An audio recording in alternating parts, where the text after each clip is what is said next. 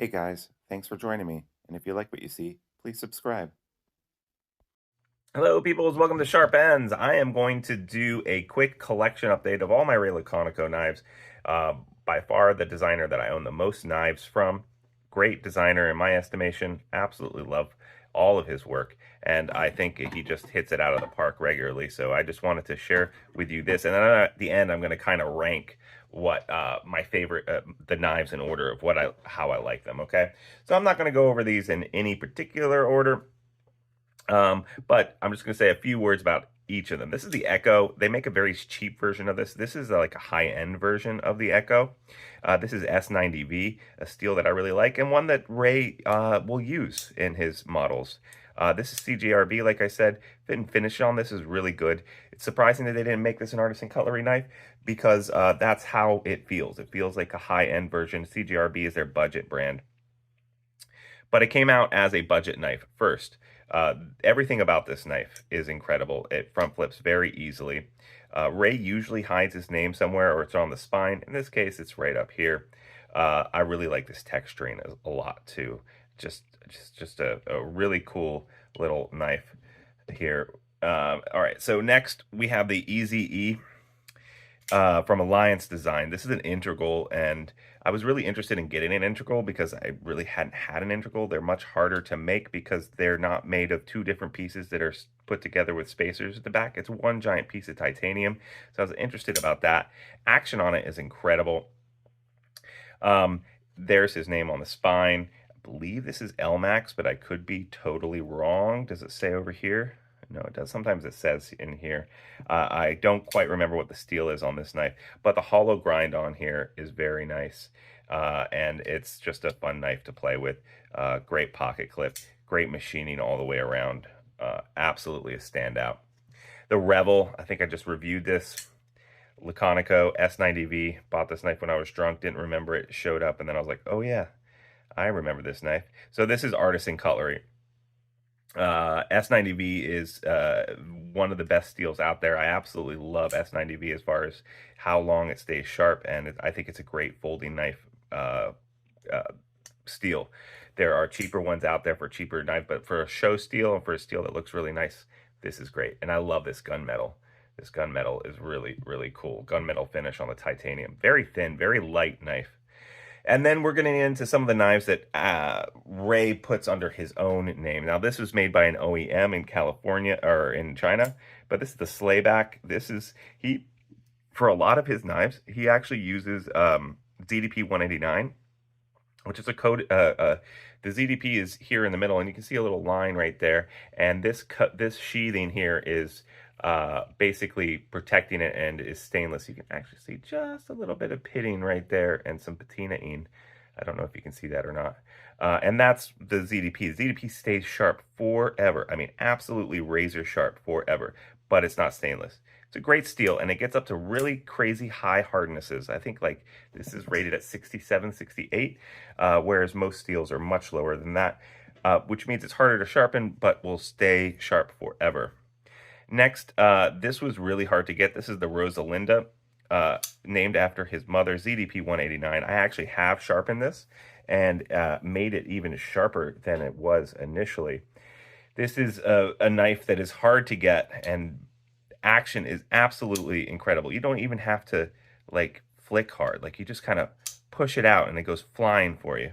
Nested liners, very nice. This is again OEM from China, but just a great, and it just drops shut so fast. You have to actually be careful with it because it just screams shut almost too fast.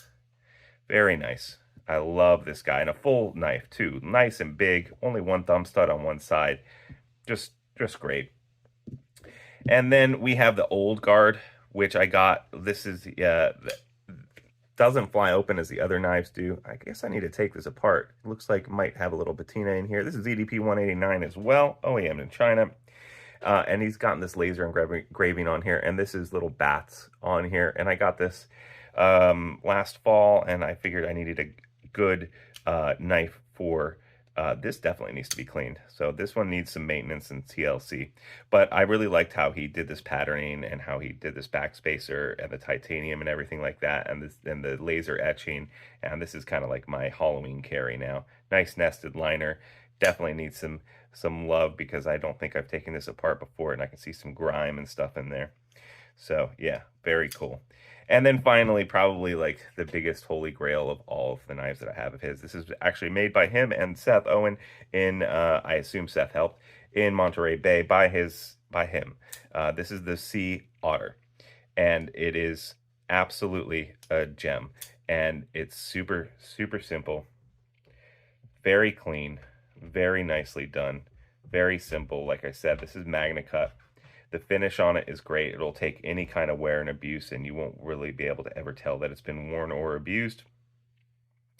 Action on it is great. You can actually front flip it too, although I'm not good at that aspect when the front flipper tab is so small. My thumb doesn't like to turn that direction, but you can do it. So yeah, that is my Ray Laconico collection. So as far as like ordering these, I think I will order them from Favorite. So first off, this knife is really, really, really hard to get, and it's a grail knife of mine, so I'm really glad that I have something that he personally made. So this is going to be first. Last, I think I'm going to have to go with, I'll have to go with the Echo, I guess, even though I really, well, no, you know, I'm going to go with a Slayback. Slayback is cool, but I don't often reach for it, and it's a good knife. I'm glad I have it, but it's probably my least favorite on the table right now. Then I'll have to go with the Echo. I don't, you know, the thing about this is that even though this is a budget knife, the fact that it's S90V really brings it up for me, and it feels so nice in the hand, and the texturing is so great, and the machining is so good, that I'm not going to put it last. I'll just go ahead and say that that is next. And then this guy.